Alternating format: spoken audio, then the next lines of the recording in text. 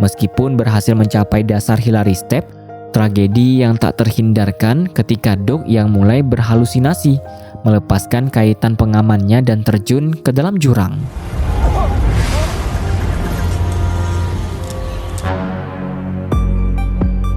Halo kawan-kawan sekalian, selamat datang kembali di Bioskop Saku. Tempatnya nonton film tanpa menghabiskan waktu berjam-jam, karena bioskopnya sudah ada di saku Anda. Bagaimana kabar Anda semua? Saya harap semoga sehat selalu dan dimudahkan rezeki, serta segala urusan yang sedang Anda kerjakan. Kembali lagi bersama saya, Mamat. Untuk edisi kali ini, kita akan menyelami sebuah film dari tahun 2015 yang berjudul Everest. Film ini bukanlah fiksi, melainkan sebuah adaptasi dari tragedi nyata yang tercatat sebagai salah satu babak paling kelam dalam sejarah pendakian gunung tertinggi di planet ini, Gunung Everest, di mana pada satu hari naas banyak nyawa melayang. Kisah perjuangan mereka untuk bertahan hidup di tengah amukan alam Everest akhirnya diangkat ke layar lebar dengan mengambil latar waktu tahun 1996. Film ini mengisahkan sekelompok individu dengan beragam motivasi yang bertekad menaklukkan puncak Everest, sebuah upaya yang pada akhirnya membawa mereka ke dalam perjuangan antara hidup dan mati yang berakhir tragis. Di awal film, penonton diberikan sedikit konteks mengenai sejarah penaklukan Gunung Everest. Dijelaskan bahwa Sir Edmund Hillary dan Tenzing Norgay adalah dua orang pertama yang berhasil mencapai puncak pada tahun 1953. Namun selama 4 dekade berikutnya, statistik menunjukkan bahwa 1 dari setiap 4 pendaki tewas dalam upaya mereka. Era pendakian komersial dimulai pada tahun 1992 oleh seorang pria bernama Rob Hall. Cerita film pun dimulai dengan menampilkan adegan Rob dan timnya yang sudah berada di ketinggian, berjuang melawan angin kencang dalam perjalanan menuju Camp 4. Sebelum alur cerita, kita mundur ke 6 minggu sebelumnya. Dalam fase persiapan, Rob Hall dan timnya menyadari betul bahwa musim pendakian tahun ini akan menjadi sangat ramai dengan partisipasi dari 20 tim ekspedisi lainnya. Rob menginformasikan timnya bahwa seorang jurnalis ternama dari majalah Outside, John Cracker, akan bergabung dengan ekspedisi mereka untuk menuliskan kisah perjalanan adventure konsultan yang dijanjikan akan menjadi cerita sampul utama di majalahnya. Di tengah kesibukan itu, momen emosional terjadi ketika istri Rob, Jan, yang sedang mengandung, datang untuk melepas kepergian suaminya. Sejumlah klien dari tim adventure konsultan termasuk Beck Waters, Doug Hansen, dan sang jurnalis John Krakauer telah tiba di Nepal dan berkumpul di sebuah penginapan. Di sana, Rob Hall secara resmi memperkenalkan diri dan memberikan pengarahan awal. Ia menjelaskan tentang sebuah area berbahaya di Everest yang dikenal sebagai zona maut, sebelum wilayah di mana tubuh manusia secara harafiah akan mulai mati perlahan akibat suhu yang luar biasa dingin dan kekurangan oksigen. Rob menegaskan bahwa misinya memiliki 2 tujuan yang sama pentingnya, membawa semua klien mencapai puncak dan memastikan mereka semua kembali turun dengan selamat. Rob telah merencanakan untuk melakukan pendakian ke puncak pada tanggal 10 Mei, sebuah tanggal yang diprediksi memiliki jendela cuaca yang paling stabil. Karena saat itu, baru tanggal 30 Maret mereka memiliki waktu sekitar 40 hari untuk proses aklimatisasi, yaitu melatih dan menyesuaikan kondisi fisik serta mental mereka dengan ketinggian sebelum pendakian sesungguhnya dimulai. Perjalanan mereka pun dimulai dengan penerbangan ke kota kecil Lukla yang terletak di ketinggian 2.860 meter di atas permukaan laut. Di sana mereka melanjutkan perjalanan dengan berjalan kaki, melewati jembatan gantung yang ikonik hingga akhirnya tiba di Namche Bazaar di ketinggian 3.750 meter. Di sana Rob menyempatkan diri untuk berbicara secara pribadi dengan Doug dan berjanji akan membantunya mencapai puncak kali ini, setelah upaya Doug sebelumnya gagal karena cuaca buruk. Selama perjalanan menuju base camp, moral para pendaki sedikit terguncang ketika mereka melihat pendaki lain yang harus dievakuasi menggunakan tandu dengan bantuan oksigen. Pemandangan bongkahan-bongkahan es raksasa di sepanjang jalur juga menjadi pengingat nyata akan suhu ekstrim yang menanti mereka. Bahkan sebelum pendakian inti dimulai, akhirnya mereka tiba di base camp Everest di ketinggian 5.364 meter. di mana mereka disambut oleh Helen, manajer Camp Adventure Consultant, dan Ag Dorje, pemimpin tim Sherpa lokal. Keramaian musim itu sangat terasa. Bahkan Rob sempat mengamati salah satu tim dari agen lain yang baru memberikan instruksi dasar cara memakai sepatu kepada klien mereka di ketinggian tersebut. Di base camp, Rob juga bertemu dengan pesaingnya, Scott Fisher dari Mountain Madness, yang tampil eksentrik dengan bertelanjang dada di tengah suhu yang dingin. Sebagai perbandingan, Puncak Jaya di Indonesia memiliki ketinggian sekitar 4.800 meter, sementara mereka berada di 5.300 meter. Namun, Scott dengan santai berkomentar, ini cara adaptasi dengan cuaca bro. Setelah itu, dokter tim Caroline memberikan pengarahan medis yang serius kepada semua klien mengenai krusialnya penggunaan oksigen tambahan di puncak Everest yang memiliki lapisan udara sangat tipis. Ia menjelaskan bahwa selama sebulan ke depan, mereka akan menjalani program aklimatisasi dengan mendaki secara bertahap ke camp 1, 2, dan 3, lalu kembali ke base camp, sebelum akhirnya melakukan pendakian final ke puncak. Salah satu rintangan pertama yang harus mereka hadapi adalah area berbahaya bernama Khumbu Icefall yang harus dilewati pada dini hari saat bongkahan es masih stabil dan tidak mudah bergerak. Tantangan di Khumbu Icefall tidak main-main. Para pendaki harus menyeberangi banyak celah es yang dalam hanya dengan menggunakan tangga-tangga aluminium. Area ini sendiri telah merenggut nyawa 19 pendaki sebelumnya. Setelah berhasil melewatinya, mereka tiba di camp 1 di ketinggian 5.944 meter dan terus melanjutkan perjalanan. Selama pendakian, mereka diingatkan untuk selalu waspada terhadap gejala-gejala mematikan seperti hipotermia, pembekakan otak atau HES yang dapat menyebabkan hilangnya fungsi motorik, serta paru-paru yang terisi cairan atau HIP. Jika salah satu dari gejala ini muncul, pendaki yang bersangkutan harus segera dievakuasi ke ketinggian yang lebih rendah. Perjuangan mereka terus berlanjut hingga pada tanggal 23 April. Mereka berhasil mencapai Camp 2 di ketinggian 6.492 meter. Di Camp 2, Rob dengan nada khawatir menghampiri Doug untuk memeriksa kondisinya yang tampak memburuk akibat batuk yang tak kunjung henti dan memintanya berkonsultasi dengan Caroline. Karena kondisi fisiknya yang kurang prima, Caroline pun memberinya obat. Di tengah perjuangan itu, Backwater tiba-tiba teringat bahwa ia telah melewatkan hari jadi pernikahannya. Untungnya sebuah pesan fax dari istrinya berhasil mencapai camp. Rob kemudian dengan baik hati meminjamkan telepon satelit kepada Beck tanpa memungut biaya, sehingga Beck bisa mengucapkan selamat hari jadi kepada istrinya dan menanyakan kabar anak-anaknya. Malam itu, tim menghabiskan waktu dengan sedikit perayaan dan berdansa sebelum melanjutkan pendakian esok hari. Sementara itu, Scott Fisher merenungkan bahwa tingkat kesulitan pendakian tahun ini akan meningkat drastis akibat jumlah pendaki yang terlalu banyak. Ekspedisi pun dilanjutkan ke ketinggian yang lebih menantang. Namun setibanya di ketinggian 7.132 meter, mereka terpaksa harus kembali ke base camp karena kondisi cuaca yang memburuk secara tiba-tiba.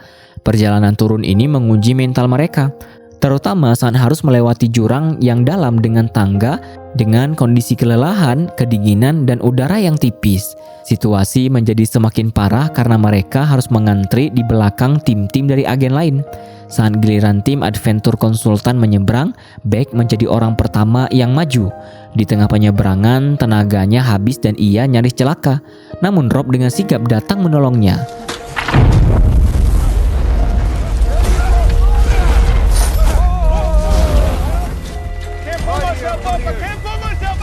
Beck yang terguncang berkata, "Aku membayarmu $65.000 bukan untuk mati, Rob." Malam itu setibanya kembali di base camp, Rob mengambil inisiatif untuk mengumpulkan semua pimpinan ekspedisi. Tujuannya adalah untuk mendiskusikan dan menyusun jadwal pendakian ke puncak secara terkoordinasi demi menghindari kepadatan jalur yang bisa membahayakan nyawa semua orang. Namun, karena hampir semua tim berambisi untuk mencapai puncak pada tanggal 10 Mei, usulan Rob ditolak. Tidak kehilangan akal, Rob kemudian mendekati Scott Fisher secara personal dan mengajaknya untuk bekerja sama, khususnya dalam tugas pemasangan tali pengaman di jalur puncak. Meskipun gaya pendakian mereka berbeda, Scott akhirnya menyetujui kerjasama tersebut demi keselamatan bersama. Dan di keesokan harinya pada tanggal 5 Mei, tim gabungan Rob dan Scott pun berkumpul untuk menyusun rencana detail pendakian mereka. Setelah finalisasi rencana, seluruh anggota tim Adventure Konsultan berkumpul untuk sesi foto bersama. Sebuah momen yang tanpa mereka sadari mungkin akan menjadi foto terakhir mereka sebagai sebuah tim yang utuh. Malam harinya, Rob menerima kabar yang sangat membahagiakan melalui telepon satelit. Istrinya, Jan, memberitahu bahwa bayi yang dikandungnya adalah seorang anak perempuan. Di tengah suasana haru, para anggota tim berbagi cerita tentang motivasi mereka. Yasuko Namba, seorang wanita Jepang berusia 47 tahun, mendaki Everest untuk melengkapi misinya menaklukkan 7 puncak tertinggi di dunia. Sementara itu, Doug yang bekerja sebagai tukang pos mendaki demi memenuhi mimpi anak-anak sekolah yang telah membantunya mengumpulkan dana, dengan tujuan menancapkan bendera sekolah mereka di puncak dunia sebagai sumber inspirasi. Kemudian, sesaat sebelum memulai pendakian terakhir menuju puncak, Rob menyempatkan diri untuk menelpon istrinya Jan, menanyakan keadaan serta calon putri mereka. Momen itulah yang menjadi awal dari babak paling tragis dalam kisah mereka. Pendakian dimulai, namun tim Scott Fisher sedikit terhambat karena salah satu anggotanya jatuh sakit, memaksa Scott untuk kembali sejenak ke camp 1 sebelum menyusul rombongan. Tim Rob terus bergerak selangkah demi selangkah, berhasil melewati camp 2 dengan salah satu pemandunya, Andy Harris, yang dalam kondisi prima, dan terus melanjutkan perjalanan hingga mencapai camp 3. Di sana, Rob menghubungi Scott melalui radio dan menyarankannya untuk beristirahat karena kondisinya yang tampak kurang baik. Namun, Scott bersikeras untuk terus maju. Sementara itu, di base camp, Helen dan Caroline memberikan pembaharuan cuaca mengenai badai yang bergerak cepat. Meskipun ada potensi badai akan tiba pada 11 Mei, Rob menganggapnya hanya sebagai sebuah perkiraan cuaca. Di jalur pendakian, kondisi Doug terlihat semakin menurun. Beck juga tampak tidak sabar untuk segera menyelesaikan pendakian dan kembali ke rumah. Mereka pun terus melanjutkan perjalanan hingga akhirnya tiba di camp 4 di ketinggian 7.951 meter, di mana angin bertiup sangat kencang. Rob berharap cuaca akan membaik pada malam hari, karena jika tidak pendakian ke puncak terancam batal. Di dalam tenda, semua klien sudah mulai terbatuk-batuk dan sangat tergantung pada tabung oksigen untuk bernapas di tengah udara yang sangat tipis dan dingin. Tak lama kemudian, akhirnya waktu yang dinanti-nanti pun tiba. Jumat dini hari 10 Mei, cuaca secara ajaib membaik dan angin kencang telah berhenti. Rob segera memerintahkan timnya untuk melanjutkan pendakian dengan target harus sudah kembali turun dari puncak sebelum pukul 2 siang untuk menghindari badai yang diprediksi akan datang. Pada pukul setengah 5 pagi, mereka telah mencapai ketinggian 8.412 meter, di mana penggunaan masker oksigen menjadi sebuah keharusan mutlak. Namun, Beck mulai mengalami kesulitan karena penglihatannya menjadi kabur, sebuah efek samping dari operasi mata yang pernah ia jalani. Rob memintanya untuk turun, namun Beck bersikeras untuk terus mendaki. Sebagai kompromi, Rob memintanya untuk menunggu selama setengah jam. Jika kondisinya membaik, ia boleh melanjutkan, dan jika tidak, ia harus mengakhiri pendakiannya. Saat sebagian anggota tim mencapai titik krusial di bawah puncak yang dikenal sebagai Hillary Step, mereka dihadapkan pada masalah besar. Tali pengaman yang seharusnya sudah terpasang ternyata belum ada. Anggota tim Scott yang bertugas memasangnya masih tertinggal jauh di belakang, memaksa mereka untuk memasang tali baru dalam kondisi yang sangat berbahaya. Bayangkan, harus berdiri di tebing yang begitu curam, dikelilingi salju, diterpa angin dengan kondisi tubuh yang semakin melemah. Sementara itu, Rob yang berada di barisan belakang terus memberikan semangat kepada Doug yang kondisinya semakin parah, karena ia sangat ingin Doug berhasil mewujudkan mimpinya kali ini. Keterlambatan ini memaksa 3 pendaki untuk membuat keputusan sulit dan kembali turun demi keselamatan, sementara yang lain memilih menunggu sambil terus menghabiskan pasokan oksigen mereka yang berharga. Pada pukul 12.25 siang, rombongan yang tertahan di Hillary Step sudah terlambat lebih dari 1 jam dari jadwal, masih menunggu tali terpasang untuk bisa melanjutkan langkah terakhir mereka ke puncak. Rombongan yang turun bertemu dengan Beck yang penglihatannya masih belum membaik. Meskipun diajak untuk ikut turun, Beck dengan keras kepala tetap ingin mencoba mendaki. Akhirnya pada pukul 12.45, tali berhasil terpasang dan mereka pun segera melanjutkan pendakian. Perjuangan mereka terbayar saat satu persatu dari mereka berhasil menjejakkan kaki di puncak gunung tertinggi di dunia.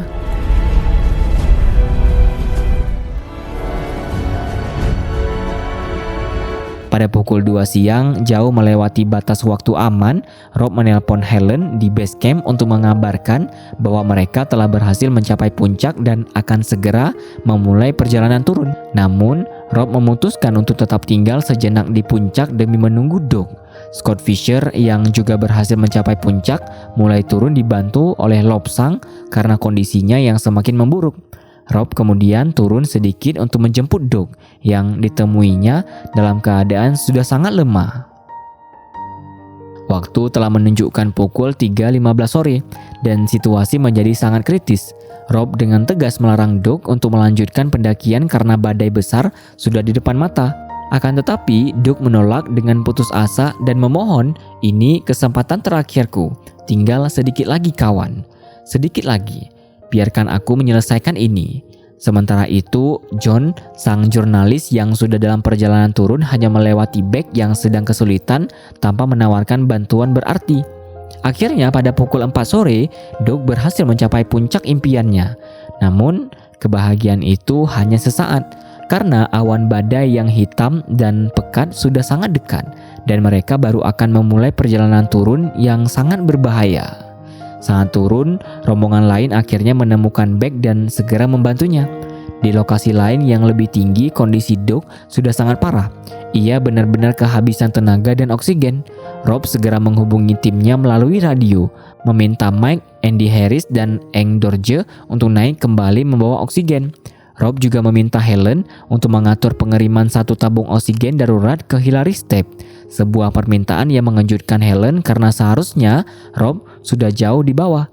Andy menjadi satu-satunya orang yang sanggup untuk naik kembali mengambil tabung cadangan di Scott Summit. Melalui radio, Rob juga meminta panduan dari Caroline untuk memberikan suntikan obat kepada Doug yang sudah tidak sadarkan diri. Guy Cotter, pemandu lain di base camp, menyarankan Rob untuk menyelamatkan dirinya sendiri. Namun, Rob menolak meninggalkan Doug. Di bagian lain gunung, kondisi Scott Fisher juga mencapai titik kritis. Ia akhirnya ambruk karena kelelahan dan penyakit ketinggian yang dideritanya sejak awal. Ia menyuruh pemandunya, Lobsang, untuk turun dan meminta Anatoly Bukrev untuk kembali naik membawakannya oksigen. Di atas, Rob mati-matian memohon agar Doug berusaha berjalan, karena mereka hanya perlu 10 menit untuk mencapai tempat yang lebih aman. Namun badai salju dahsyat akhirnya tiba, menjebak semua orang yang masih berada di lereng atas dalam situasi yang sangat berbahaya. Meskipun berhasil mencapai dasar Hillary Step, tragedi yang tak terhindarkan ketika Doug yang mulai berhalusinasi, melepaskan kaitan pengamannya dan terjun ke dalam jurang. Di bawah, penglihatan Beck yang semakin parah menyebabkannya terpleset dan menyeret jatuh sejumlah anggota rombongannya. Andy akhirnya berhasil mencapai posisi Rob dengan membawa 1 tabung oksigen. Namun isinya hanya tersisa setengah. Badai yang mengamuk membuat kondisi mereka berdua semakin kritis karena kelelahan ekstrim. Beberapa anggota rombongan Beck yang terjatuh pingsan di tengah badai. Mereka yang masih sadar memutuskan untuk turun mencari bantuan. Setibanya di camp 4, mereka meminta bantuan John Cracker. Namun sang jurnalis menolak dengan alasan mengalami kebutaan salju. Pada tengah malam, pemandu heroik Anatoly Bukrev seorang diri kembali ke tengah badai untuk mencari rombongan Beck. Di sana, Rob dan Andy terjebak tak bisa bergerak. Badai terlalu kuat dan katup tabung oksigen mereka membeku. Di belahan dunia lain, Jan, istri Rob, terbangun dengan perasaan cemas dan langsung menelpon Helen. Helen terpaksa menyampaikan kabar buruk bahwa sekitar 13 orang, termasuk Rob, masih terjebak di dalam badai karena terlambat turun dari puncak. Pada pukul 3 pagi, di tengah suhu yang membeku, Andy mulai berhalusinasi parah akibat kekurangan oksigen. Ia mengeluh kepanasan, membuka jaket pelindungnya, lalu menghilang di telan badai. Di lokasi lain, Anatoly berhasil menemukan dan menyelamatkan 3 orang. Namun ia terpaksa meninggalkan Beck dan Yasuko yang sudah dalam kondisi tidak sadar karena tidak mungkin membawa mereka sendirian. Beck sempat sadar sesaat, namun tubuhnya sudah terlalu lemah bahkan untuk sekedar berteriak minta tolong. Ketika badai sedikit mereda, tim penyelamat Sherpa dari base camp segera dikerahkan. Guy Carter di radio terus mencoba menghubungi Rob, dan setelah beberapa saat, sebuah jawaban lemah terdengar. Rob masih hidup. Ia melaporkan bahwa kedua tangan dan kakinya sudah mati rasa. Masker oksigennya membeku dan ia membutuhkan bantuan secepatnya. Ia juga mengabarkan bahwa Andy dan Doug telah tiada. Meskipun Guy terus memberinya semangat, Rob sudah mulai kehilangan kesadaran dan meminta Helen untuk menyambungkannya dengan Jan karena ia merasa hanya suara istrinya yang bisa memberinya kekuatan. Melalui telepon satelit, Jan memohon agar suaminya terus bergerak untuk menjaga sirkulasi darahnya. Jan terus berusaha meyakinkan Rob bahwa tim penyelamat akan segera tiba dan matahari pagi akan menghangatkannya. Namun syaratnya ia harus tetap bergerak. Akan tetapi para pendaki lain yang telah berhasil mencapai Camp 4 berada dalam kondisi yang sangat lelah dan tidak mampu melakukan upaya penyelamatan untuk menjemput Beck dan Yasuko yang terbaring di luar. Mike, salah satu pemandu, dengan berat hati menginformasikan kepada Helen bahwa mereka sudah tidak memiliki kekuatan lagi. Tim penyelamat Sherpa yang dipimpin oleh Art Dorje juga terpaksa menghentikan pendakian mereka karena badai diprediksi akan kembali datang dengan kekuatan penuh. Helen harus menyampaikan kabar yang paling menyakitkan ini kepada Rob. Tidak ada bantuan yang akan datang malam itu. Rob dengan pasrah mengerti dan berkata, "Akan aku coba. Kurasa aku bisa bertahan semalam lagi di sini." Dengan hati yang hancur, Helen menyampaikan situasi terakhir kepada Jan. Jan memohon agar tim melakukan segala cara untuk menyelamatkan Rob karena ia tahu suaminya tidak akan bertahan lebih lama lagi. Namun badai besar yang kembali datang membuat semua upaya penyelamatan ke Scott Summit tempat Rob berada menjadi mustahil. Jan pun meminta untuk disambungkan sekali lagi dengan suaminya. Dalam percakapan terakhir mereka, Rob yang dengan susah payah mengoleskan salju ke bibirnya yang beku agar bisa berbicara, menanyakan kabar calon putri mereka, dan meminta Jan untuk menamainya Sarah. Ia meminta maaf karena sepertinya tidak akan pernah bisa bertemu dengan putrinya, dan kata-kata terakhir yang ia ucapkan adalah, "Aku sangat mencintaimu." Di tengah hamparan salju, sebuah keajaiban terjadi.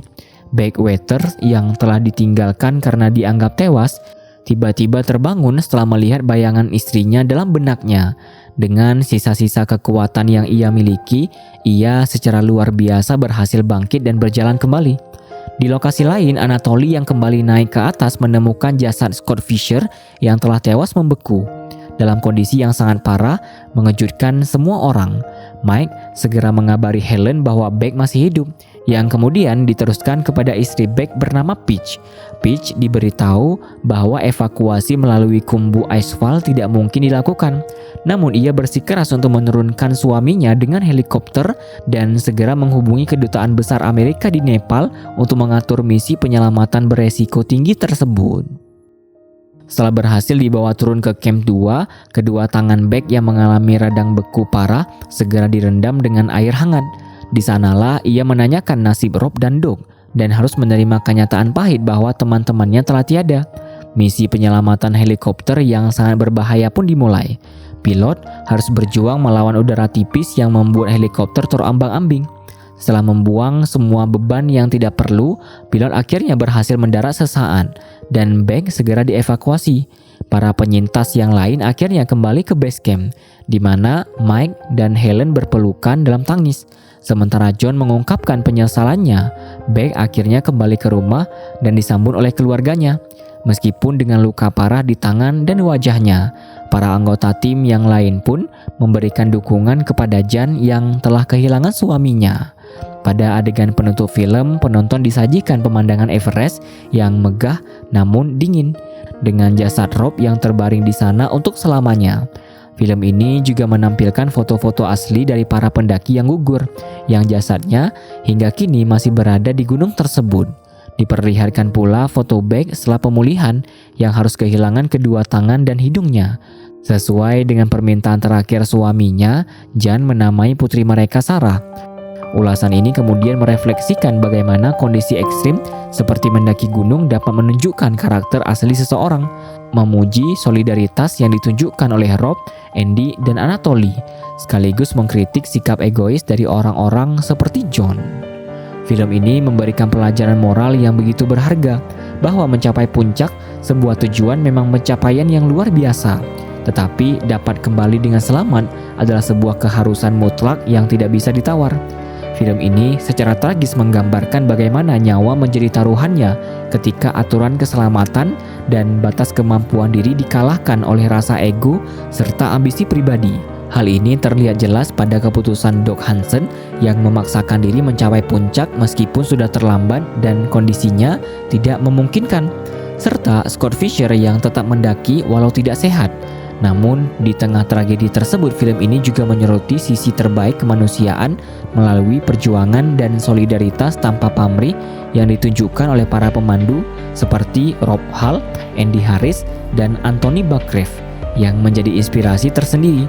Pada akhirnya, perjalanan terpentingnya adalah bahwa tidak ada puncak atau ambisi yang lebih berharga daripada nyawa itu sendiri. Jangan lupa untuk kasih like kalau kalian suka kepada konten-konten kami, serta tonton juga rekomendasi dari video terbaru dan terbaik yang sudah kami sediakan untuk kalian. Dan tentunya terima kasih banyak juga bagi yang sudah menonton sampai detik ini. Jangan lupa subscribe. Saya Mamat, pamit undur diri.